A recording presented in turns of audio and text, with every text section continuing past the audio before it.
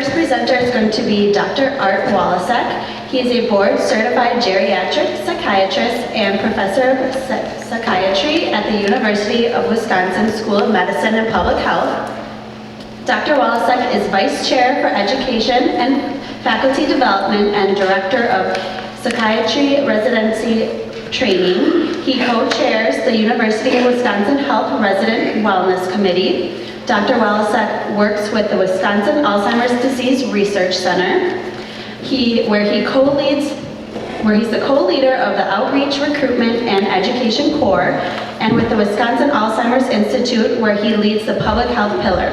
Dr. Walasek provides care to older adults with depression, anxiety, dementia, and other mental health conditions, and teaches others to do the same. Art's presentation today is Behavioral and Psychological Symptoms of Dementia. So let's welcome Dr. Walasek. I've never given a talk in a barn. I'm sort of excited about it. This is very exciting. So thank you very much for having me. This is actually quite cool. It's really great to see all of you here. I probably shouldn't have flipped the button off. I'm nervous about talking in a barn.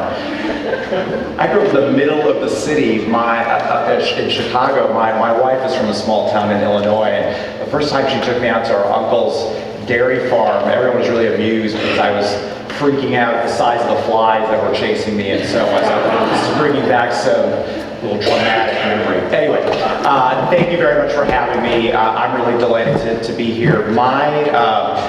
My main roles at the university are related to education, and in particular education around working with older adults, and especially those with dementia and associated problems that we're going to call behavioral and psychological symptoms of dementia. So basically the idea here is to kind of give you a deep dive into how we think about behavioral and psychological symptoms of dementia, why they're so common, kind of how we understand them, how we assess them, and then a little bit on the treatment side of things as well.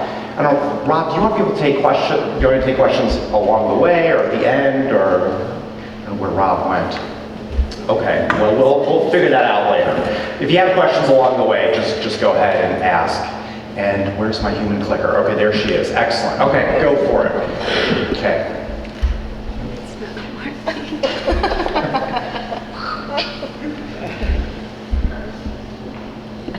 All right, this is embarrassing.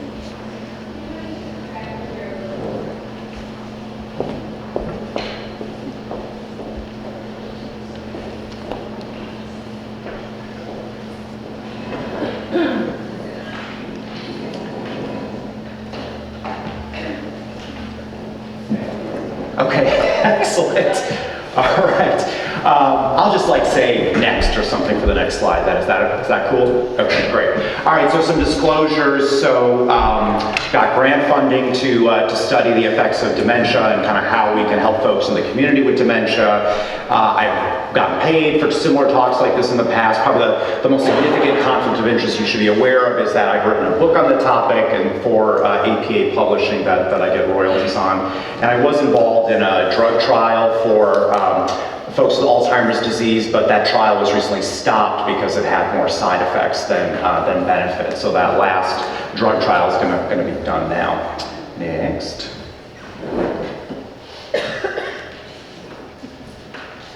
Okay, here are the objectives, so things that we kind of hope to cover by the end of the hour here. So specifically, we're kind of about dementia in general, the different causes of dementia, and especially Alzheimer's disease is the most common cause of dementia. We'll go through the various behavioral and psychological symptoms of dementia, kind of talk about why they might arise. When someone develops behavioral and psychological symptoms of dementia, we'll talk about the assessment that we do, and then we'll close with treatment options as well, and mostly focusing on non-medication approaches, so things that we can do in the home, in the community, with caregivers, etc., as being kind of the safest and most effective interventions that we have for treating behavioral symptoms. I'll touch on medications a little bit, mostly to kind of convey why we try to avoid using medications for treating behavioral and psychological symptoms of dementia. Okay, So, of course, the reason we're all here is because there's a lot of dementia already, and we're going to have plenty more. So in the U.S., it's about 5.5 million folks with Alzheimer's disease, and that's expected to rise to almost 14 million by 2050. And then similarly, worldwide, we have significant rates of dementia. That's unless we can find a cure or a prevention for Alzheimer's disease. So I was heartened to hear in the introduction about the research being done through the Alzheimer's Association. I'll talk some at the end too about some of our research, and if folks are interested in learning more about that afterward, I'd be happy to talk about that. Okay, so first things first. So what is dementia? On one level, it's really quite straightforward. It's a combination of having some change in cognition, and cognition means a variety of things. We usually think of it in terms of memory, but there's a lot of other things that we do besides remember things. So some change in cognition plus some associated change in functioning. So you've got to have some functional decline in addition to the change in cognition. And that change in cognition could be memory, it could be language, things like word finding difficulties, for example. It could be changes in naming, the ability to remember the name of an object, or recognize a face, or recognize how to use an object, things like that. Could be a problem with executive function. So we have these big, beautiful, spectacular frontal lobes in the front of our brains that allow us to do things like plan and make decisions and do one thing before the next thing and have impulse control and so on. So a variety of different executive function tasks that can be affected in dementia. And then other domains like attention. So everyone's quite attentive. You can thank your brains for that right now. But that's an issue that we sometimes see in folks with dementia, that they start to lose their ability to focus attention or to shift attention over to other things as well. So you've got to have one or more problems in those areas, plus some kind of change in functioning, changes in driving or cooking or caring for yourself. If you've got that combination, then you have dementia. And the other kind of more technical term for it is major neurocognitive disorder, but dementia works perfectly fine as a term. Okay, great. Okay, so dementia is it's the umbrella term. So if someone has dementia, our next step is to figure out, well, why? What's causing the dementia? Dementia doesn't just occur with aging. It's not a normal part of kind of the aging process. Something off is going on. There's some pathological process that's happening. And most of the time, it's Alzheimer's disease. So you can have dementia due to strokes, you can have dementia due to Parkinson's disease, you can have dementia due to alcohol use, but the most common cause is dementia due to Alzheimer's disease. And that's what this graph kind of represents. So this is looking at Medicare claims data, one of the most common diagnoses associated with dementia. And so that this circle, this is a big circle right here, is the Alzheimer's disease circle. So about 62% of folks with dementia in the US have Alzheimer's disease as the cause of their dementia. I mentioned stroke, that's this group right here, the vascular dementia. So that's about 25% altogether, and there's significant overlap with Alzheimer's disease. So in other words, a lot of folks who have strokes also have Alzheimer's disease. So two different causes for their dementia. This oval down here is Lewy body disease. So Lewy body disease refers to two different conditions. One is Parkinson's disease, and the other is dementia with Lewy bodies. So in Parkinson's disease, people lose neurons in the part of their brain that has to do with smooth movement. And as a result, they shuffle when they walk, they have a tremor, their face doesn't move so much, and so on. And eventually, if they live long enough with the Parkinson's, they'll develop a dementia as well. Conversely, you can have dementia with Lewy bodies where the movement symptoms aren't so prominent, but you get a lot of cognitive stuff, a lot of psychiatric things like really prominent visual hallucinations. People are seeing things that aren't there, paranoia, anxiety, depression, so big kind of psychiatric presentation. And those are linked together as Lewy body disease because that's the name of the pathology within the brain that's causing neurons to die. And again, significant overlap with Alzheimer's disease. And then I'll also point out over to the side here is frontotemporal dementia. So this is a particularly nasty dementia that affects fairly young people. So it typically strikes people between 50 and 65. And it results in lots of changes in behavior, but also changes in language, difficulty producing language. And there's some overlap with Alzheimer's too. And then the final one I'll point out is alcohol. So sad to say that alcohol kills neurons, and it especially kills neurons in older adults, and so is associated with dementia. So it's not clear what, if any, safe level of alcohol use there is with respect to dementia, but certainly midlife and beyond, anything more than like a drink a day is probably associated with an increased risk of dementia. So the reason I'm kind of going through all this and I talk about behavioral symptoms is because the different dementias kind of have different patterns in terms of the behavioral symptoms that they have. So I already mentioned one, or two actually. With Lewy body disease, people have hallucinations, they have paranoia. You can get that in Alzheimer's disease too, but they're pretty prominent in Lewy body disease. In frontotemporal dementia, people get significant frontal lobe problems like apathy, where they lose interest in activities, can look a lot like depression.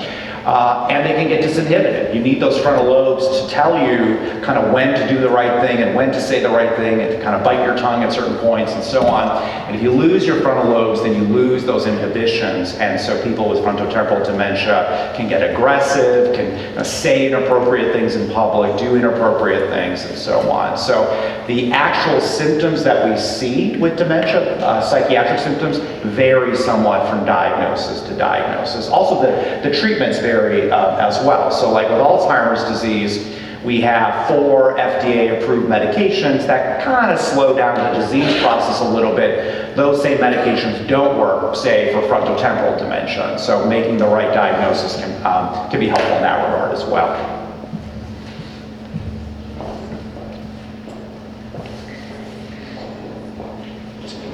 It's a very finicky laptop over there. Okay, so next, I want to talk just a little bit about separating Alzheimer's disease from dementia a bit. So I mentioned that Alzheimer's is the most common cause of dementia, but the process behind Alzheimer's disease is kind of happening well before you ever get dementia. So first off, there's a stage before dementia called MCI, or mild cognitive impairment. So in that stage, folks are having some cognitive symptoms. They may be having some problems with memory or language or executive function, but their overall functioning is intact. It may be a little bit harder to get things done each day, or they've got to do some workarounds to keep track of things better, but they're functioning okay. So you haven't seen a drop off in functioning yet, but there are cognitive symptoms. So that's MCI.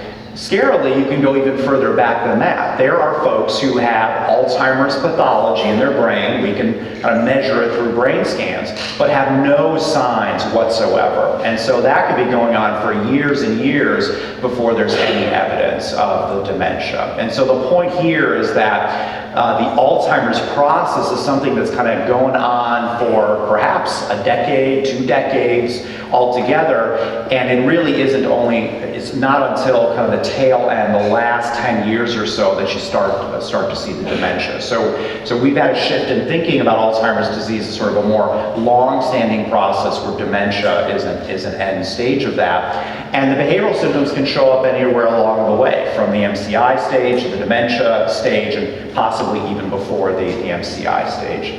Whoa. Okay. The slides have gone backward. Okay. One more. Okay, awesome. So this gets at the staging issue. So this is a bit of a busy slide, but I'll kind of walk you through it. Basically, the idea is that at different stages of dementia, we see different rates of behavioral symptoms. And I'll get into these specific behavioral symptoms in a minute. From diagnosis to death, about 90% of people with dementia will have some sort of behavioral symptom.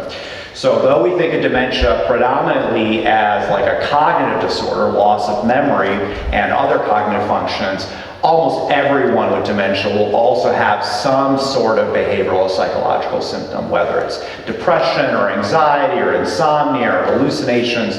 The details will vary, and I'll show you some of those details in a minute, but they're very, very prevalent. And the details vary a bit by stage. So across the bottom here are the various stages of dementia. So mild dementia, moderate and severe dementia. And then to the left of that is MCI. That's that kind of border zone between normal and dementia. And then normal cognition. So older adults with no sign of cognitive problems at all. And then what these bars represent are, the top bar is folks who have no psychiatric symptoms. This middle gray bar, they have 1 to 2 psychiatric symptoms. And then the bottom group is an unfortunate group that has 3 or more psychiatric symptoms. So if you add up these 2 lower bars, that's how many people at each stage are having some kind of psychiatric symptoms. So you can see they're pretty common. They increase over the course of the dementia into the kind of moderate stage, and then they trail off again a little bit in the final stage. But if you look at a group of people with moderate dementia, then about 75% of folks in that stage are having 1 or more psychiatric symptoms. So they're common in the aggregate, and then they're common at different stages of dementia as well. Next, please. Okay, so now these are the specific behavioral symptoms. So I'm going to spend a minute on this slide because I haven't kind of gone into detail yet about what are the specific symptoms that we're talking about, and I've broken them down here by how common each of these symptoms are over the course of the dementia. So the most common, interestingly, is apathy. So apathy is a loss of interest in activities that people used to find interesting. It's often manifests as people kind of just, laying around the house all day. They're not doing the things that they used to do, with their buddies, or fishing or tool shed, or whatever their activities would have been in the past. They lost interest in those things. And it can actually look a lot like depression. So that's often kind of the concern of family members. I think my dad is depressed. He's not interested in the things that he used to be interested in. And it's possible, the distinction between apathy and depression is that people with apathy, they're not really bothered by being apathetic. They have apathy about their apathy. They're not really worried that they've lost interest in activities. It's their family members that are more worried about it than they are. Whereas in depression, there's a heavy psychological component. There's sadness, there's the sense of loss or grieving, or even suicidal ideation, feeling like you don't want to be alive anymore. So that distinguishes depression and apathy. They can look kind of similar, but the folks with apathy just have kind of really lost interest all around, whereas the folks with depression have sadness and some of the other kind of psychological things we think of with depression. The reason that's an important distinction is because we treat those differently, as we'll talk about later. For example, we might use an antidepressant to treat depression, but we probably wouldn't use it in apathy because it's probably not going to work all that well in apathy. So we'll talk about that a little bit later when we talk about the treatment side, but that's a reason that we distinguish those two things. Oops. Can we go back? There we go. Okay, awesome. So aggression, about 40% of folks. So this is one of the more common, troubling, troubling issues and issues that raise safety concerns, both for the person with dementia and for the people around them. So 40% of folks with dementia will experience aggression at some point, and that could be verbal aggression, yelling, swearing, screaming, saying inappropriate stuff, or physical aggression, biting, punching, kicking, etc., etc. Sleep disorders are very, very common. So in Alzheimer's disease, not only do you lose memory and have emotional changes, but you actually start to lose parts of the brain that have to do with your circadian rhythm, your internal clock that tells you, okay, time to go to bed now, time to wake up, etc. So that whole circadian clock starts to fall apart in Alzheimer's disease. And so people end up with very fragmented sleep-wake cycles. So they may be napping during the daytime and then up all night, or sleep for a few hours and then be up for a few hours. That's because because they're losing their clock. That internal clock that's telling them what to do is disintegrating in Alzheimer's disease. So that's bad for them. Insomnia is bad for all kinds of reasons, but it's bad for the people around them as well, for their caregivers who may need to be up with them at night.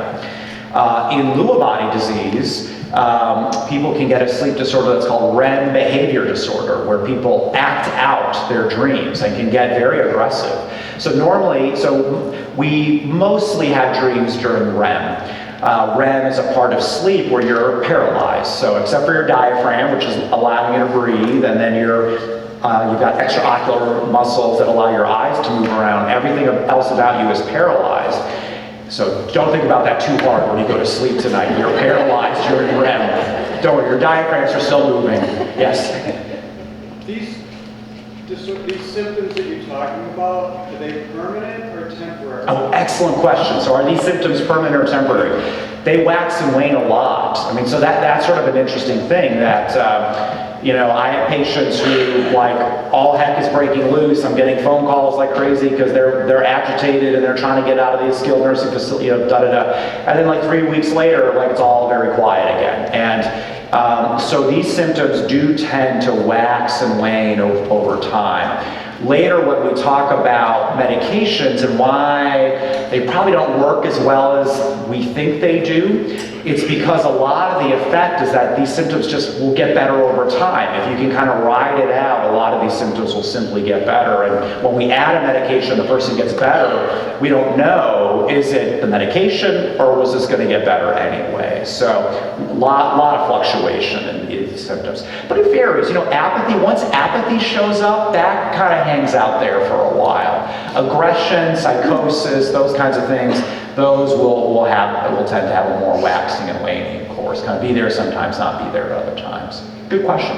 And sometimes it's frustrating because sometimes, the symptoms will get way better, the person's doing great, and then out of the blue, the symptoms are back again in kind of a way that's difficult to predict. Yep. Is there anything you can do for the apathy? Oops. Can we go back one more? Thank you. We'll talk about that when we get to the treatment part very briefly. On the medication side, we rarely will use stimulant-type medications like we use for kids with ADHD, like Ritalin. But more, it's about scheduling regular activities, kind of getting the person out of the house, getting them to the senior center, getting lights on in the morning. So we'll talk about that more. So it's usually more behavioral for apathy. Anxiety, very, very common. So you might imagine, you're losing your memory, and you'd be worried about what's happening, what are you going to lose next? So anxiety is pretty common. Irritability, changes in eating. Aberrant motor behavior is kind of wandering, fidgeting, restlessness, that kind of stuff. Delusions. So not as common as some of these other things, but can be really distressing to folks. So the most common delusions delusion is a belief that you hold that the facts don't support. And you're presented with facts that contradict your belief and you still believe it. That's a delusion. So we commonly or typically associate delusions with conditions like schizophrenia or very severe bipolar disorder, depression. But this can arise too in dementia. And so the most common delusion is the belief that someone is stealing from them or otherwise, trying to harm them or manipulate them or something like that. And it mostly has to do with memory loss. So if I forget where I put my wallet, one option might be to go look for my wallet and try to remember where I might have put it. Another option for me might be to accuse my wife of intentionally hiding my wallet so that I'd be late for this meeting today. So when I get demented, perhaps I will have that delusion. So it really falls out of kind of memory loss. I've forgotten something, and so I end up kind of coming up with this other explanation of, someone must be doing this to me.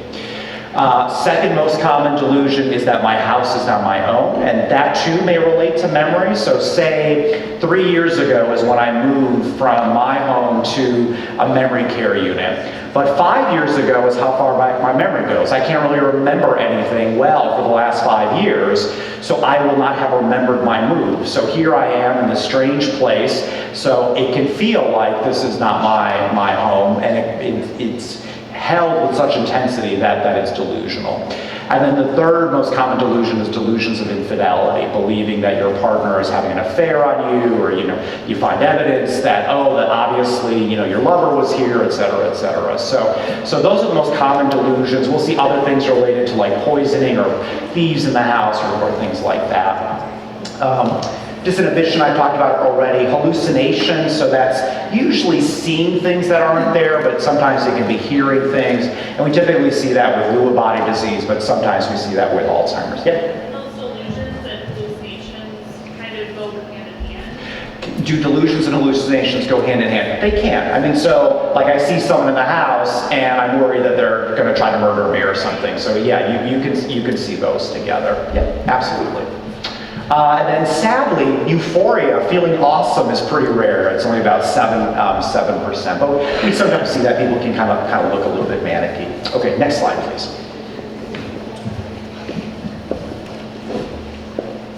Okay, so I won't spend too much time on this. The behavioral symptoms vary by the type of dementia that you have. So I kind of alluded to this already with Lewy body disease. Most of the info I'm going to show you here relates to Alzheimer's disease, but I'll kind of give you examples where it's different for the different dementias. In vascular dementia, that's when we tend to see more of the apathy side of things. And that's because the cost of having these giant, beautiful frontal lobes is there are a lot of connections between those frontal lobes and the rest of the brain, and they don't have super good blood supply. And so you can get strokes in those areas pretty easily.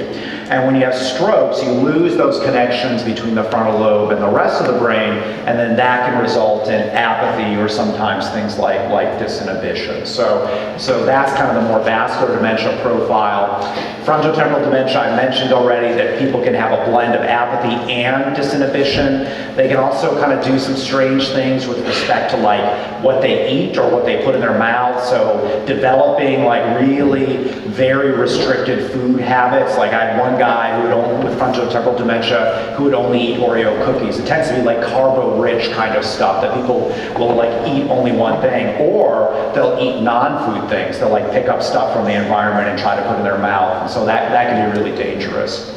And I won't spend a lot of time on this today, but people with Down syndrome, which is the most common cause of intellectual disability, get Alzheimer's disease at much higher rates than people without Down syndrome. So about 75% of people with Down syndrome will get Alzheimer's disease, which is a very, very high rate.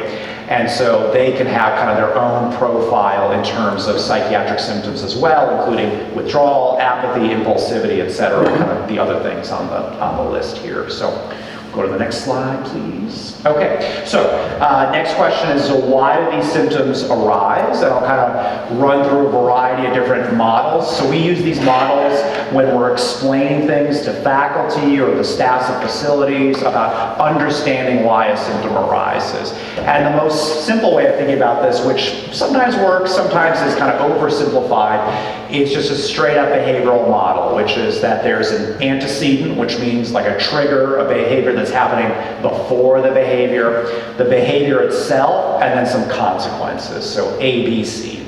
So, this doesn't work well like for hallucinations, but for something like aggression, physical aggression, perhaps the person gets aggressive only with grooming. So a staff member comes in they don't recognize, tries to help them get ready for the day. That's the antecedent. They get physically agitated, they strike the caregiver, and then the consequence is no caregiver wants to work with them, and so on. So in this model, the way we sort of apply this to management and treatment would be, all right, well, let's look at the antecedents. Can we do something about those triggers? Can we change the triggers for the behavior? And then consequences. Can we do something different to respond to the behavior? So my favorite example in this regard is, say you've got someone with dementia who's generally kind of pretty mild-mannered, and everyone leaves them alone, and they kind of spend all day in their room alone, and then every once in a while they get super agitated and like 12 staff members show up. So that may be the appropriate response in the moment, but it may also be unwittingly reinforcing the behavior. So what we want to reinforce is the like pro-social, getting along with others behavior. And so perhaps that's when the person needs all that staff attention, not when they're raising a ruckus. So we have the possibility, kind of changing the consequence. How do we respond to that behavior? So your mileage may vary on that one, but so this model can work in some settings. We'll move on to the next model. Next slide, please. So this is one of my favorite ways of kind of understanding why behavioral symptoms arise, and this is the progressively lowered stress threshold model. So what does that mean? That means all of us have a stress threshold, the level at which, like, we can't take it anymore. And that level varies from person to person, from time of day to time of day. It depends, like, if you didn't have a good night's rest last night, your stress threshold may be lower.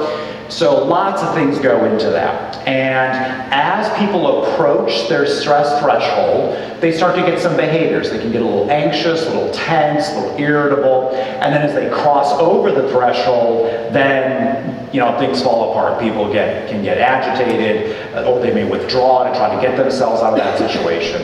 And so the same applies to people with dementia.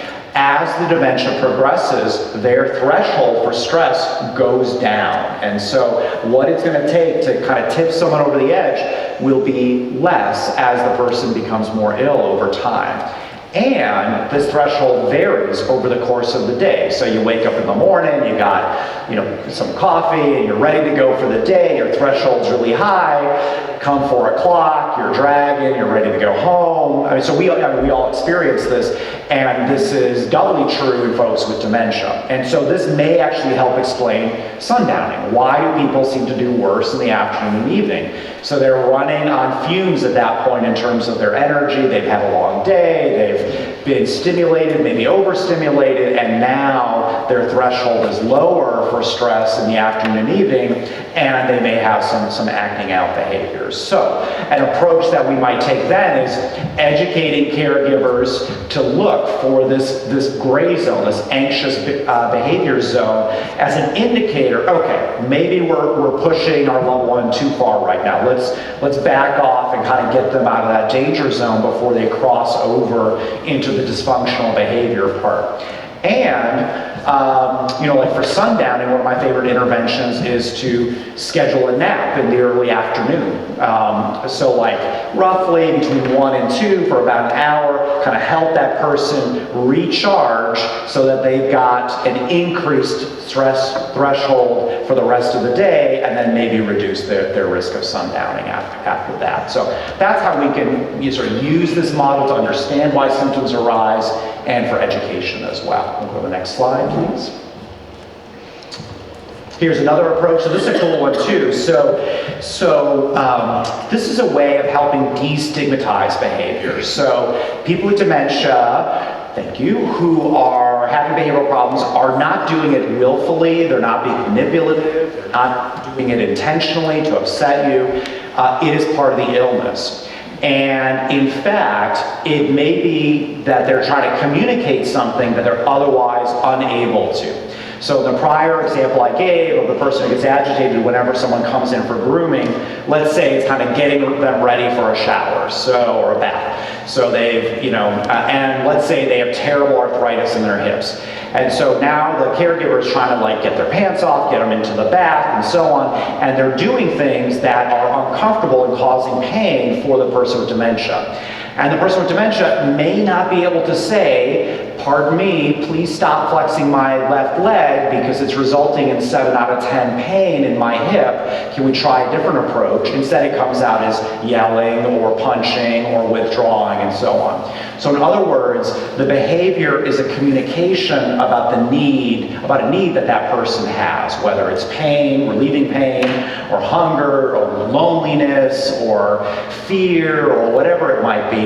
And so then it's on us as caregivers to try to figure out, well, what is this person trying to communicate to me? And sort of getting at that issue. And then the risk of missing that, of not identifying what that underlying issue is is that you can actually further compound things. So let's say that person who gets agitated with every grooming, you call someone like me and I say, okay, we'll go ahead and give them risperidone, an antipsychotic medication. So not only have we not addressed the underlying problem, now we've created a new problem because the risperidone has side effects like constipation or restlessness or sedation or falls or other things. So the hazard of not identifying like what is this person trying to communicate is that we miss what they're trying to communicate, and then we react in a way that isn't right, and it's just going to further exacerbate the situation. So this is another cool model, and you can use these different models differently depending on the situation. So we'll go to the next slide.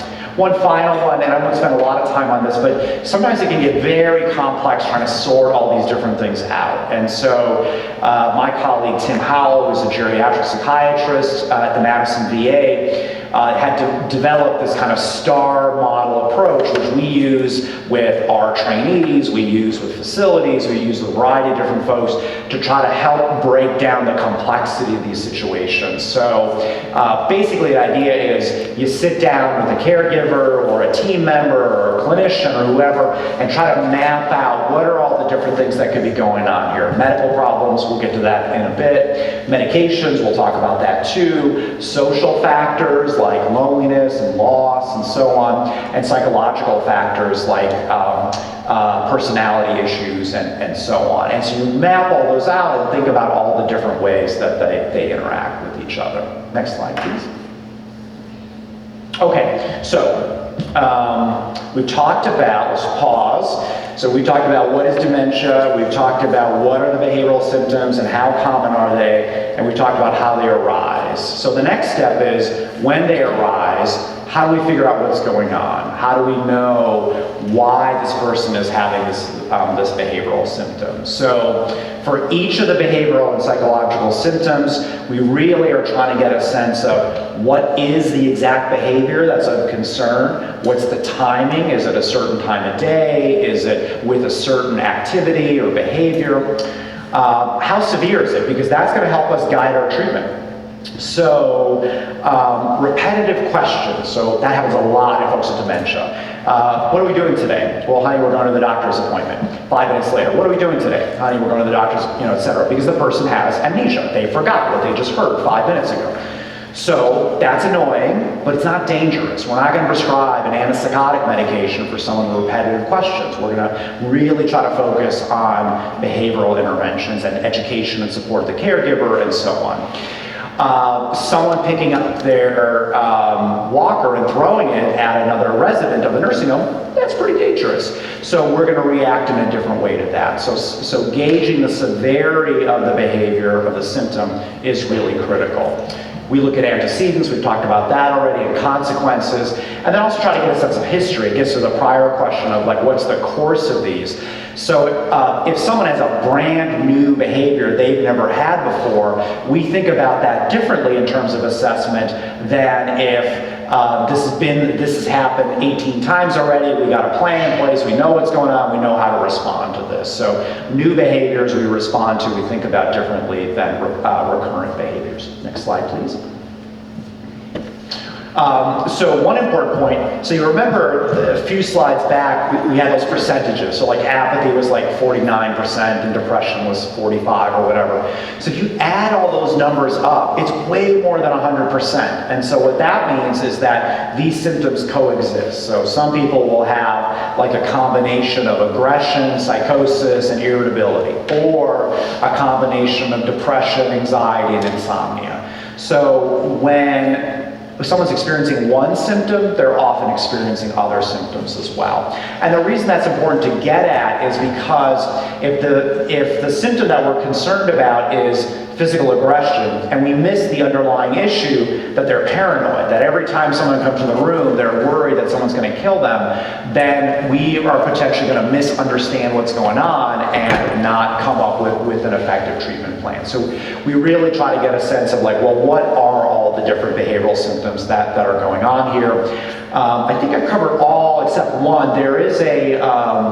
There's a condition called pathological laughing or crying. It's also called pseudobulbar affect. So people out of the blue will start crying for no particular reason, or less commonly laughing. And so we see that in stroke, but we can see that in other causes of dementia as well. And so when they're crying, it can look like they're depressed, but it's really not true depression. In fact, the person may say, I have no idea why I'm crying. Or a particularly tragic case of mine, so I had a patient with really pretty significant major depression. She was blind, she had terrible arthritis in her hands and couldn't use them anymore. She had lost all her family, et cetera, but she had pathological laughing and crying. So she would just laugh at like the most inappropriate times. And so like the staff were like, oh, look at her, she is so pleasant and delightful to be around. But she felt miserable, like she couldn't convey to folks, I'm really depressed, because she was laughing at the same time. So it's not a super common condition, but it's another kind of behavioral symptom that can arise. And we have a bit of a different treatment plan for that. Next, please. We look at the caregivers. So a third of dementia caregivers suffer from clinically significant depression or anxiety. So that's a big deal. I may use something called a PHQ-2. In the last 2 weeks, have you felt sad or down? In the last 2 weeks, have you lost interest in activities? If they answer yes to either one of those, then they might have depression and may need further evaluation. We'll talk in the next slide about medical contributions, and the slide after that about pain, and the slide after that about medications. And then we also look for elder abuse. So this is a vulnerable population with respect to all elder abuse. So in Wisconsin, the most common form of elder abuse is self-neglect, so people not appropriately taking care of themselves. But people with dementia, and especially people with behavioral disturbance, can be victims of neglect, of physical violence, of emotional abuse, of sexual abuse, of financial exploitation, and so on. So I won't spend any more time talking about elder abuse, but it's just something else kind of on the radar screen in terms of when we're assessing someone with behavioral and psychological symptoms. Next slide, please. Okay, so medical causes. So please memorize this. There'll be a quick, I'm just kidding. This is just to give you an idea of like when a person with dementia with behavioral symptoms comes to a physician or other clinician, these are the things we're thinking about. All right, is it possible that one of these medical illnesses is causing or contributing to the person's behavioral symptoms? So like the classic most common things would be an infection, like a UTI, urinary tract infection, or some sort of electrolyte disturbance, so like the person's sodium is off or their calcium is off. That can arise because of medications or because they're not eating, or I'm sorry, not drinking well, etc. So not uncommon. Other things like constipations, that's very common in this population, and that can contribute to behavioral symptoms. Pain, we're going to have a whole separate slide on pain coming up here in a moment. Urinary retention, so having a hard time urinating. Falling, hitting your head, getting a concussion or a brain bleed, that could potentially contribute. So there's a long list. The point is not knowing the long list, it's sort of being aware that when someone has a behavior, especially a new one, we think about this. Is there some medical thing going on here that could be causing or contributing to the behavioral symptoms? Next, please.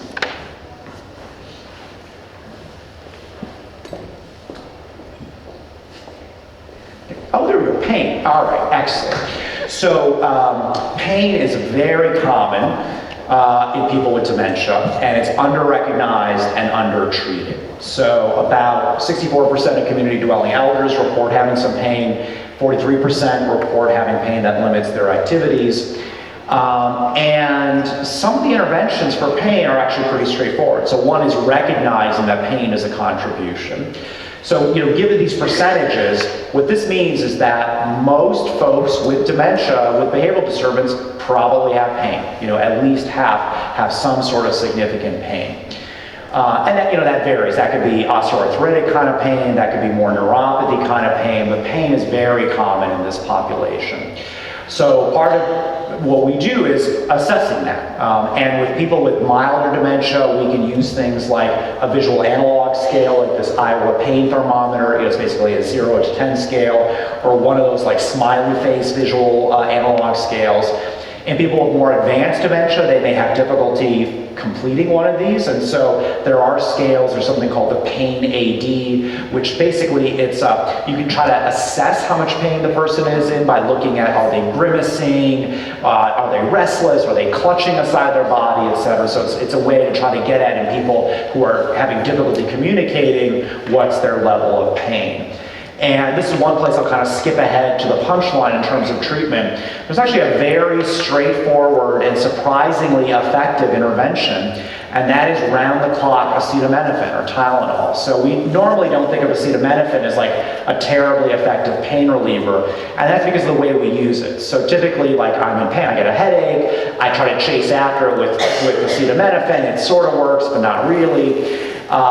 If you give a person round-the-clock scheduled Tylenol or acetaminophen, you are overall reducing their pain level. So you're not kind of chasing people as they get kind of into cycles of pain, where acetaminophen is not going to be helpful for that kind of as-needed use for someone with severe pain. So, and there's sort of this misconception of acetaminophen as like this super dangerous drug. It is if you overdose. If you take a bottle of acetaminophen, you're going to die. Your liver will shut down and you will die as a result of that. But if you take it as prescribed, so that's up to 3,000 milligrams a day of acetaminophen, that's kind of the safest upper limit, then it's safe and a pretty darn good pain reliever. And it turns out a good agitation reliever as well. So there are studies of nursing home residents who are agitated, and we don't know about whether they have pain or not. We just give them acetaminophen, their agitation gets better. So suggesting that they were in pain and that was contributing to their agitation. So reasons not to use acetaminophen: someone has liver disease already, so avoid acetaminophen, or they're drinking alcohol. So the combo of alcohol and acetaminophen is not a good idea, because they're both kind of they're going through the liver at the same time. So straightforward intervention. There are other kind of protocols that involve using other medications like opioids. That gets a little bit trickier in terms of like the tolerability of opioids because of constipation and falls and confusion. So if we can get away with just scheduled acetaminophen, that's a pretty good deal. Okay, next slide. In general, though, so I just mentioned how great prescribing acetaminophen is. In general, we're kind of looking at the medication list with a skeptical eye, kind of thinking about, could these medications be contributing to the behavioral symptoms in some way? So the classic medications in this regard are medications that are called anticholinergic. So what does that mean? So the reason you're all attentive and alert right now is because you have acetylcholine firing away in your brain. It's helped keeping you awake, aroused, and attentive. People with Alzheimer's disease and Lewy body disease, they lose those neurons that produce acetylcholine. So they have difficulties with attention and arousal, but also memory. You need attention to form new memories. And there are a ton of medications out there that block the acetylcholine system. So some of the best examples of this are over-the-counter sleep remedies. So, thank you. So things like Tylenol PM. So the Tylenol part is okay. The PM part, not so okay. So that's diphenhydramine. That's an antihistamine. So it's useful for sedation and maybe allergies, but not useful in terms of cognition because it blocks acetylcholine. A lot of medications that people use for urinary problems, so urinary frequency incontinence gets very common as people get older. Almost all the medications that are used for that are anticholinergic and get into the brain, and so they can cause confusion and memory loss and so on. So that's one example. There are lots of other medications on this list. So we look at the medication list and see, is there something here that could actually be causing or worsening these symptoms? And if so, let's get rid of them. Next slide, please. Alcohol. This is the last time I'll pick on alcohol today. So if you have dementia, you shouldn't drink alcohol. It's as simple as that. Alcohol is a neurotoxin. You're already losing lots of brain cells. You want to preserve brain cells. Alcohol lowers inhibitions. Alcohol can cause depression. Alcohol withdrawal can cause anxiety. So there are all kinds of reasons why alcohol and dementia don't mix. We're undergoing a massive national experiment right now with respect to like cannabis and CBD oil. I mean, we really don't know what the impacts of those things are. We do know that like chronic heavy cannabis use is not good for cognition. And if you're 85 and smoking pot, I don't have like a study to show you, but I'm pretty sure that's not super great for your cognition. So, more to come about that. So, and we're going to see more and more of this. I mean, so as, not to pick on any generation, but as the boomers age, we're definitely seeing more alcohol use in older adults for sure, and we're almost certainly going to see more cannabis and other substance uses as well. So, my favorite story in that regard is many years ago I had a patient who he was suffering from depression, and his grandson thought, well, I'll just give grandpa pot and that'll cure his depression. So he got manic, psychotic, was psychiatrically hospitalized, voluntarily committed, etc. So that's a rare reaction. That's sort of one of my scare stories about pot. But people react in all different kinds of ways. He had been cannabis naive, and he took cannabis, and it made him psychotic. So anyway, so we think about other substances, not just the medications we prescribe. Next, please. It is important to think about kind of cross-cultural factors as well. So dementia can look different depending on someone's cultural background. These particular symptoms may manifest differently as well.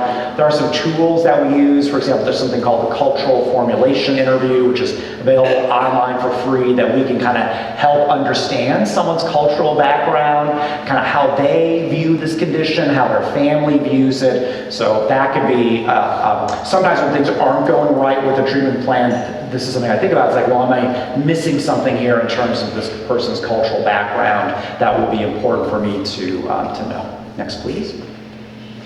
And of course, caregivers. So typically, like here I am, I'm a doctor and I work with a patient, but in the case of dementia, there's almost always one or more third parties involved, and those are the caregivers, so spouse, adult child, paid caregivers, etc. And so you end up in this kind of complicated three-way relationship, whereas normally we've got a two-way relationship, with the caregiver factors becoming really, really important. So I mentioned earlier that a third of dementia caregivers are depressed and anxious. That's going to affect their ability to caregive. It's going to affect their reporting of behavioral symptoms as well.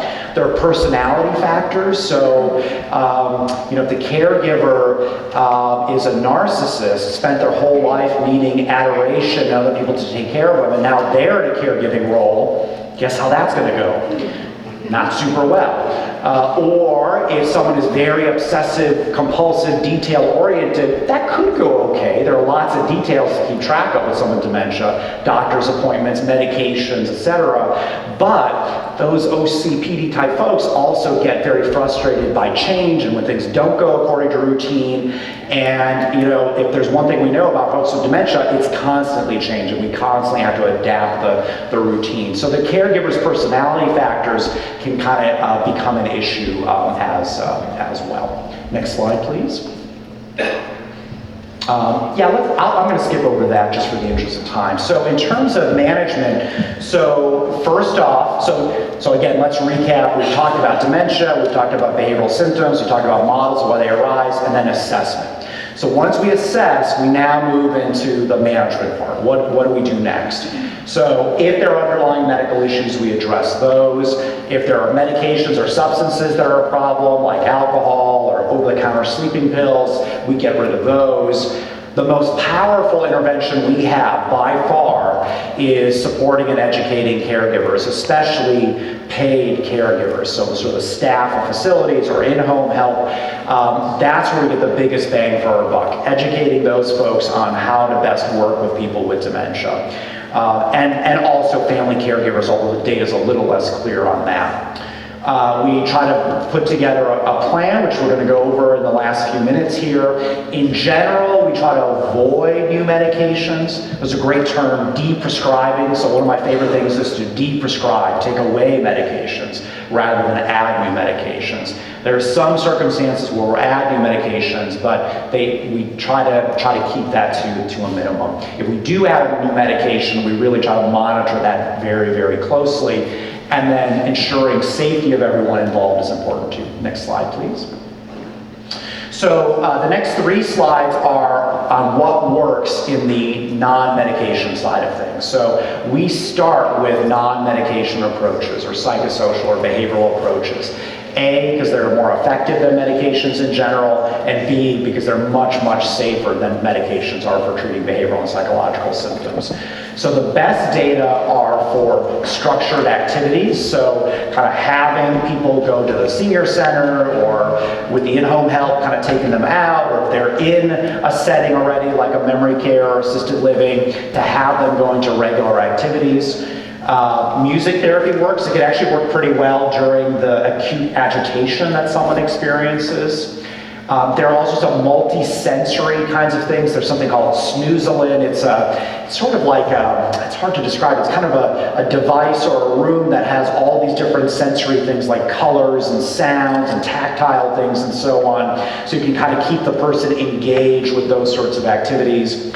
Reminiscence therapy is reflecting on the past, and then problem-solving therapy is a specific therapy for depression.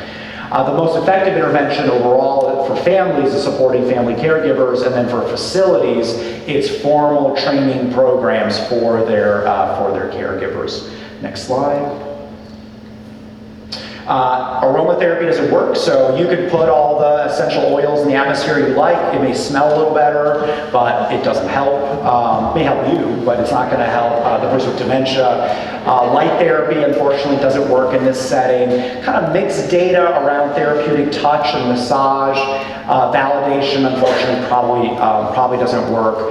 And then some emerging therapies include exercise and pet therapy. Next slide, please. And I think these are just some caveats about this. So no one thing is going to work for one person. So like the earlier question around, what's the course of these symptoms? Because these symptoms change over time, each person is a unique individual, you may have to try different interventions out. And something that works at one point may not work well at another point, or something you tried before that failed, you try it again, and now lo and behold, it does work. So it does require a lot of different flexibility, trying a lot of different tools out. Okay, so I'm going to close with the medication side of things. Next slide, please.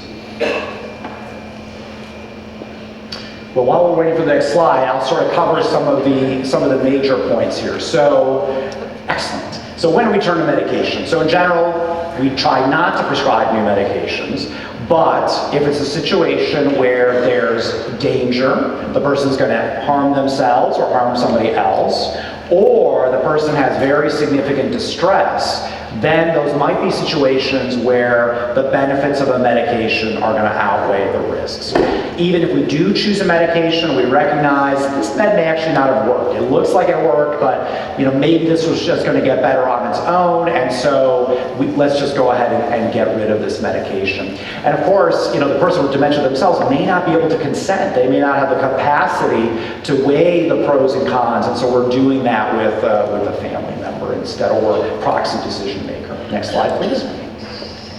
Lots of caveats. So folks with dementia often already are on tons of medication. So the idea to add, thank you, another medication on top of that may not be such a great idea. There are drug-drug interactions, there are drug-disease interactions as well. So we really want to weigh that carefully. There are significant risks, so especially with the antipsychotic medications. So antipsychotics are medications like risperidone, olanzapine, aripiprazole, or their brand names are Risperdal, Zyprexa, Abilify, Seroquel.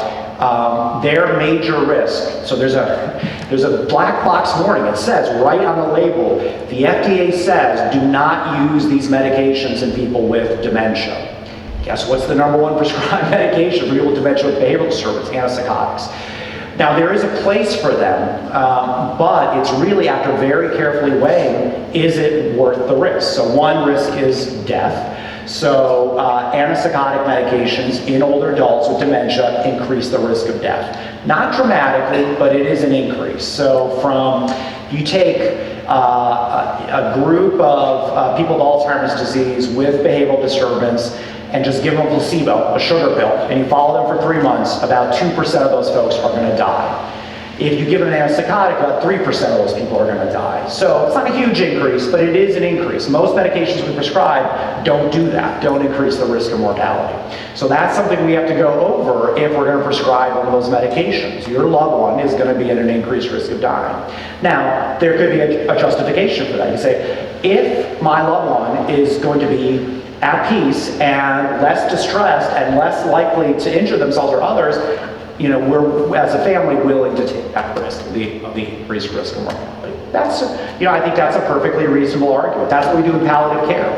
So when someone has end-stage cancer and they're in terrible pain and we're giving them morphine to relieve their pain, we're also hastening their death because the morphine is suppressing their breathing. And so that's, sort of an analogous situation of, yep, this treatment is going to have a significant downside, but the big picture is that we're trying to alleviate suffering. So you could make that argument in this case, but we're really reserving it for kind of the most severe, dangerous of situations, and when the benefits outweigh the risks. And the antipsychotics have lots of other potential side effects as well, with respect to falls, confusion, pneumonia, a whole bunch of other potential side effects arise with those. There are alternatives. By the way, I'm not clicking through this. I didn't really time this well, unfortunately, so there are a lot more slides. I'm sort of giving you just the overview on the medication side. And it's okay, because I really want to emphasize, we don't use medications if we don't have to. We really try to limit the use of the medications. The alternatives to antipsychotics include antidepressant medications, so we can use that for depression, for anxiety, sometimes for agitation. They don't work all that well, but they're probably significantly safer than antipsychotics. And there's kind of a list of other things that we can try. You may have heard of prazosin. That's a drug that's used for post-traumatic stress disorder. We can sometimes use that in this setting. Dextromethorphan is a cough suppressant, better known as Robitussin. That's got some data that it might be helpful. So there are a few other things we can try, but in general, the most effective things we have are antipsychotics, but they're also the most dangerous medications we have in this setting, and so we really try to avoid using the medications and kind of sticking in general with non-pharmacological approaches. So I'm going to ask if we can just kind of go to the last slide, advance a few. There we go. So there's my contact info, so feel free to email me. You can tweet at me if you like. My Twitter handle's up there. And if you're interested in research and kind of learning more about that, so we have research projects underway both at the Wisconsin Alzheimer's Disease Research Center and at the Wisconsin Alzheimer's Institute. I work at both. I'd be happy to tell you about kind of what's going on in both those domains. And that spans, anywhere from people with dementia to people with a family history of dementia to we have public health research where we've helped train some of the DCSs, the dementia care specialists, in terms of helping family caregivers with dementia. So anyway, whole long list of possibilities. If you're interested in learning more about that or about this topic, just feel free to email me or tweet at me. So thank you very much.